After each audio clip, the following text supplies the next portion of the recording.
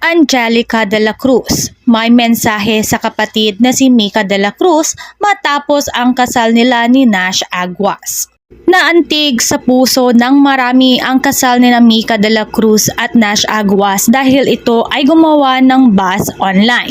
Inanunsyo ni Mika ang kanilang kasal sa pamamagitan ng pagbabahagi ng magandang larawan ng kasal sa kanyang Instagram. Ang nakakaantig na post ay mabilis na nakakuha ng atensyon at napuno ng mainit na pagbati mula sa mga netizens at kaibigan nila. Kabilang sa mga ito ang nakakaantig na pahayag mula sa kapatid ni Mika na si Angelica de la Cruz.